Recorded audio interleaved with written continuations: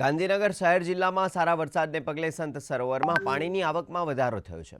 સંત સરોવરમાં 1,21,660 ક્યુસેક પાણીની આવક સામે 1,03,300 ક્યુસેક પાણી છોડવામાં આવી રહ્યું છે, જેના પગલે અમદાવાદ અને ગાંધીનગરના નીચાણવાળા ધોળાકુવા, ઇન્દ્રોડા, શાહપુર, બોરીજ, પાલજ, બાસણ, ગાંધીનગર શહેર, કોબા સહિતના ગામોને એલર્ટ કરાયા છે।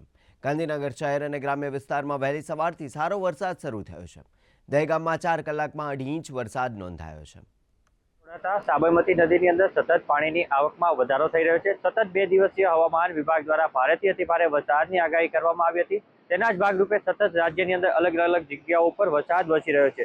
ત્યારે ધરોઈ ડેમમાંથી જો પાણી છોડવામાં આવી રહ્યું છે, તેને લઈને સાબરમતી નદી પણ બે કાંઠે જોવા મળી રહી છે। ગાંધીનગર પાસે આવેલા સંત સરોવરની અંદરના તમે દ્રશ્ય જોઈ શકો છો કે જેની અંદર ધરોઈ ડેમમાંથી 1,21,000 ક્યુસેક કરતાં વધુ પાણીની આવક છે, જેની સામે 92,700 ક્યુસેકની જાવક છે। ખાસ આ પાણી જે છે અમદાવાદ તરફ છોડવામાં આવી રહ્યું છે। આ પાણીને કારણે જે નીચાણવાળા ગામ છે, શાહપુર છે, બાસણ છે, રાયસણ છે સહિતના જે નીચાણવાળા ભાટના અને કોબાના જે ગામો છે તે લોકોને નદીની પટની આસપાસ ન જવા માટે પણ સૂચના આપવામાં આવી છે।